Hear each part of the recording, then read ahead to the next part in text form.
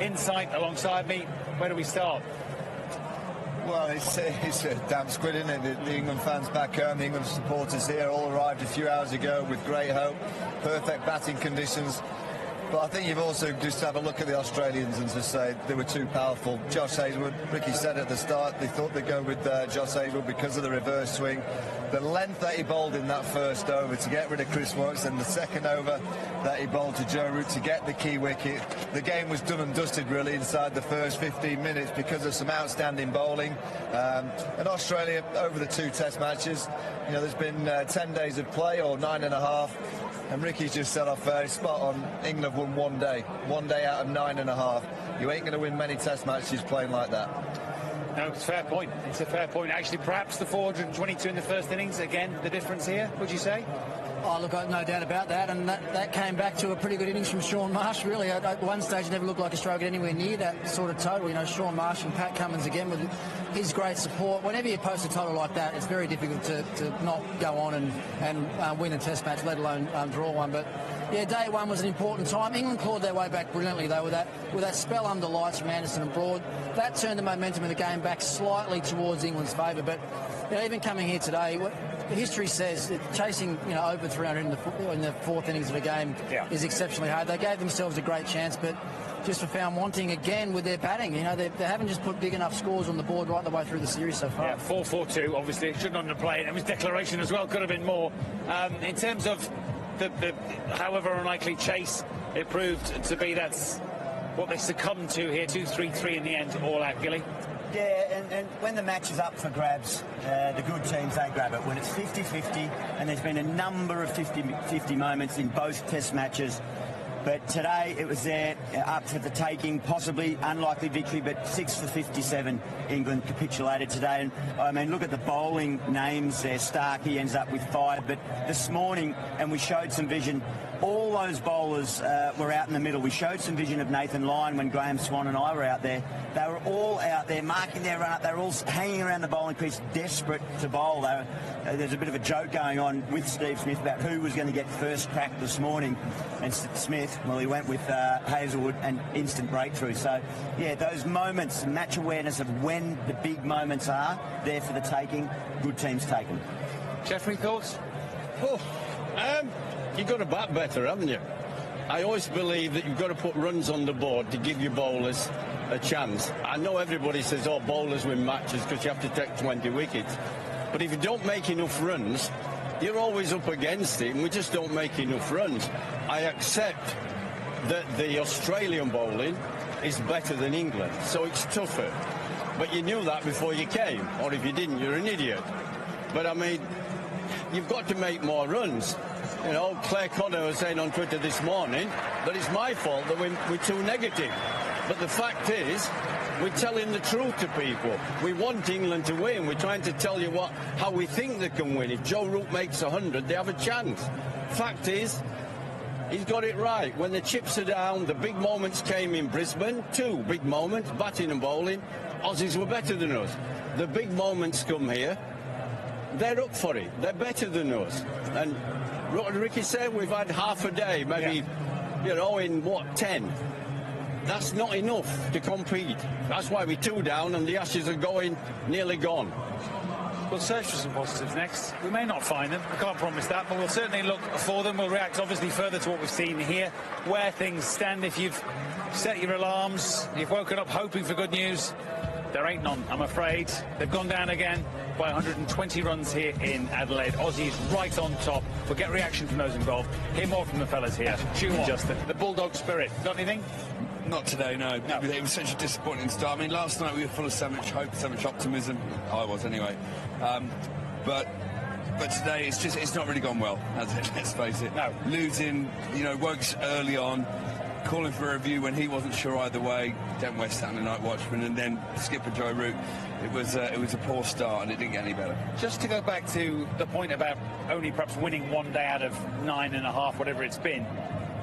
Where does that come from, and why doesn't that happen more often? What do England need to do to improve their ability to compete? Well, I think if you're brutally honest about this England side, you know, too often now, you look at them in the summer, when they lost the game, they get criticised, they come back fighting. In this game situation, on that third evening, they had no other option to come out and bowl a better length. Yes, it swung around, but they got to that desperate state because of the situation of the game. You know, my question to them is, why weren't you in that desperate state on that first afternoon when the captain had won the toss, decided to bowl? That was the moment. Those first 3 hours set the tone for the whole Test match. They bowled too short. For Australia to score 442 for 8 declared on a wicket like that, that's just offered a little bit. You know, the bowlers will have to have a look at themselves. It's the mentality of the team that I worry about because, you know, for a long, long time, and probably 2 or 3 years now, you know, they don't like criticism. Who does? But it generally drives them into better performances. And I want the England team to actually find it within, you know, find that kind of spirit and that desperation from within. And, you know, whether it means that they might have to bring a different personnel in, that's for them to decide. But they've somehow got to find that inner drive and that belief of winning the key moments. Gilly just mentioned about the Australians. They realised the key moments and they've won every single one of them throughout this series. Whether it's because they haven't got good enough players in these kind of conditions, you know, and this week with the moving ball, this was the week that we all said England had the best chance of winning. I do now worry for them in Perth, Melbourne and Sydney because the ball will not swing around like we've seen the ball swing around here. So they've somehow got to find that kind of desperate state at the start of a Test match, or not the start of the Test match having been criticised, to make sure that they find it from within. More from here in a moment, but let's get the thoughts of the England captain. Joe Root is with Ali Mitchell. Well, it's a day that started so full of hope. Joe, is that quite a hammer blow to have made the start you did with the bat and not been able to kick on?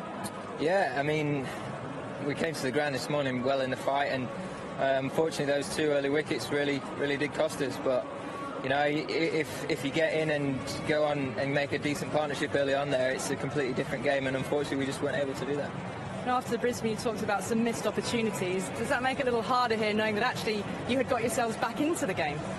Yeah, I mean, as I said, it's very frustrating because I thought the way we responded in the second innings with the ball, and then the fight and resolve we showed last night with the bat was outstanding. And you know, it would have been nice to have just been 2 or 3 down going into today. But credit where credit's due, I thought they bowled very well up front, and you know, we've just got to be better. Where would you assess that the match was overall lost? How important was the first session at the very start of the match? Yeah, I mean, whenever you review a game, it's very easy to look at things in hindsight, but I thought maybe we could have bowled a tiny bit fuller as a group, and you know, there was a lot of movement there, and at times we were quite unfortunate. We beat the bat on a number of occasions and didn't quite get the rewards that guys might have wanted, but the way we responded in the second innings and the way we bowled there was sort of a template of how to bowl over here in these conditions. So I think we've got to learn from that as a unit, and as well I think with the bat we've got to be better first innings. You know, a few soft dismissals in there, especially early on, and you know, we can't do that. We can't afford to do that. It's hindsight, isn't it? But do you regret putting Australia in on that first day? No, I don't actually. I think you want to give your bowlers the best chance to take 10 wickets, and in those conditions, with the quality that we have, I fully expect those guys to take 10 wickets on that first day. And of course, the rain being around and we're losing a bit of time probably hampers. Potential of having 10 overs with a second new ball that night, which were taken away from us under lights. And you know, there's a lot of things that you can look back on and say you might want to do differently, but I don't think that was one of them. Do you think you've still got time in this series now, given the fight that you have showed over the last couple of days here, to actually come back from 2-0 down? Yeah, definitely. As I said, that last night and the sort of day and leading into that, in that second innings, we showed what we can do, and we showed the side that we actually are, and we need to make sure that we repeat those performances for long periods of time. Joe, best of luck going to Perth. Thanks very much. Cheers, thank you. Great face, as you'd expect from the England captain, but the worst possible start, Ricky, today, wasn't it, in terms of the early fall of wickets? Oh, absolutely, yeah. I mean, it was just good execution from Hazelwood, wasn't it, early on? You know, I had to talk to the boys this morning, and they said they were going to go to Hazelwood to see if the ball reverse swung like it did late last night. And it did just enough. It didn't do huge amounts, but it was the length that brought them undone. When he executed the right line and length, he's very difficult to get away, is Hazelwood. That one there, obviously just a faint little nick that was a 50-50 call, I think we all thought upstairs. And then when the captain went just a few balls later, a couple of overs later, with one that stayed down a little bit and just caught the bottom of the bat, then just it was... For those at home that are thinking, hang on, it hasn't shown on hotspot, but there's a little something on Snicko. Where is the technology able to marry up? What's the story there? It was given out, wasn't it? This was Joe Root, and it was not long after that first dismissal. A little bit low and just clips the bottom of the bat. But that the Woakes one, it was given out, so that the third umpire had to prove conclusively that he hadn't hit it, and that little bit of noise on the sound there, and that was that's Moeen, isn't it? Fourth time in 4 innings getting out to Nathan Lyon. This is worrying for me because Moeen Ali is a very good player, very fine player. This is your tail ender getting out to a new ball. That's as plumb as it gets. Yeah. But the Moeen Ali 4 times in 4 innings on this trip, he's turned into Darryl Cullen and to Shane Warne sort of thing. And I think Stuart Broad walks off here. Yeah. No, does it? Oh, he wanted to. He wanted to, but. I think Brody was just quite happy he didn't get peppered today. He didn't get many short ones because the ball was new and ball was swinging. The game was over by this stage. Yeah. And it certainly was very much over 2 overs later. Yeah, well, I think Johnny Bairstow just fired Mitchell Starc up, knocking him about a little bit, and that was the response, and 5 wickets for Mitchell Starc. But he talks about maybe mental attitude, Michael, and seizing opportunity rather than having to react to somebody else's play. Let's just explore that a bit further in terms of England's display with the bat, not just here, but in the 4 innings they've played so far. Well, you're looking at the scores: 302 in the first innings in Brisbane, 195 in the second, 237 in the first innings there, 233 in the second. They've had good conditions to bat. You look at the conditions that they batted in Brisbane. Ball didn't swing a great deal. It wasn't that quick. Certainly not what we expected. They've not got the big scores here in the first innings. They got the best of the conditions. Got 237. They batted under lights last night, but it was when Australia had the old ball, so they probably got the best of the conditions here, and they've only scored 233. So for England to win Test matches, you've got to get bigger scores. Individual players have got to get hundreds. Joe Root's the highest individual score of the series so far with 67. Sean Marsh has got 100. Steve Smith's got 100. And that's where the story lies, that you're looking at the England side as can they get the big scores? Can they withstand, Nathan Lyon in the 3 quicks? Can they bat for long periods of time? You have to say, from what we've seen so far in the 4 innings, that's going to be a real problem for them. And you've got to remember, this ball swung around in that second innings more than it will do for the next 3 games. And we have mentioned the whitewash because you have to. At the minute, you're looking at this team of England players and think, can you get 20 wickets? I would say in the conditions that they're coming up into, I would doubt it. And can they get enough run from what we've seen in the first 2 games to put Australia under a huge amount of pressure to win the Test match? From the first 2 games, I very much doubt it. So, hate to be the doom and gloom monger, but it doesn't look good. I guess the Aussies are smiling. I know the 2 here are pretty pleased. What about the captain, Steve Smith? He's with Ali. Well, he's a very happy man, Steve Smith. How satisfying is it to have closed out this match? Yeah, absolutely. It's phenomenal to be up 2-0 in the series now. I thought England fought back really hard last night, and obviously with the ball in the second innings as well. But we always thought coming in today with 18 overs to the new ball, we've seen how much the new ball can do in pink ball cricket, and we thought if we could get 1 or 2 wickets before the new ball, then things would probably be in our favour. So we always thought 180 runs was a lot of runs to score, and if we could get those 1 or 2 wickets, we'd be right in the game. Give us an insight into what was going through your head when you were out on the field last night with England having fought their way back into the match. Yeah, I must say I was a little bit nervous at times, if I'm being brutally honest. But sometimes it was just about trying to have a bit of faith and belief and trying to keep doing the basic things really well. And as we've seen with this wicket, if you get enough balls in the right areas, then you're going to get rewards. So I thought the bowlers this morning, I thought Josh Hazlewood came out this morning. The length he bowled was particularly good. The Woakes and Root dismissals, that top of off that we always talk about, and I thought that really cracked the game for us today. What about the follow-on? It's been the subject of much debate. Was it something that you had to think hard about? Tell us your rationale, and would you do the same again? Would I do the same again? I'm not sure.